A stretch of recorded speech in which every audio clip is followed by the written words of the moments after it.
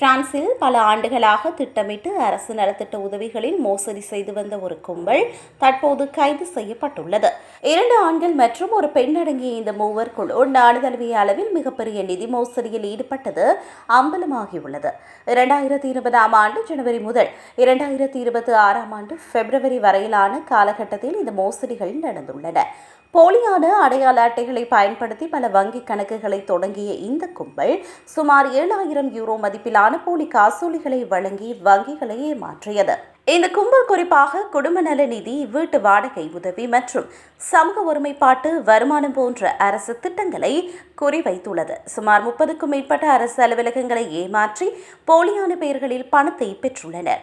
இந்த மோசடி மூலம் அரசுக்கு சுமார் 1 லட்சம் யூரோ இழப்பு ஏற்பட்டதாக மதிப்பிடப்பட்டுள்ளது. இது தவிர சமூக பாதுகாப்பு துறை மற்றும் சிறு தொழில் கடன்களிலும் கைவரிசையை காட்டியுள்ளனர். மொத்தமாக இவர்கள் சுமார் 4,40,000 யூரோ மோசடி செய்துள்ளதாக கூறப்படுகிறது. இவர்கள் மீது முறையற்ற பணப்பரிமாற்றம் மற்றும் சட்டவிரோதமாக பிரான்சில் தங்கியிருக்கும் வெளிநாட்டினருக்கு உதவியது போன்ற பல்வேறு பிரிவுகளில் வழக்கு பதிவு செய்யப்பட்டுள்ளது. இதில் ஒரு நபர் ஆவணங்கள் இல்லாத அகதிகளுக்கு சட்டவிரோதமாக வீடுகளை உள்வாடகைக்கு விட்ட புகாரிலும் சிக்கியுள்ளார். தற்போது பிணையில் இருக்கும் இந்த மூவருக்கும் 10 ஆண்டுகள் வரை சிறை தண்டனை கிடைக்க வாய்ப்புள்ளது.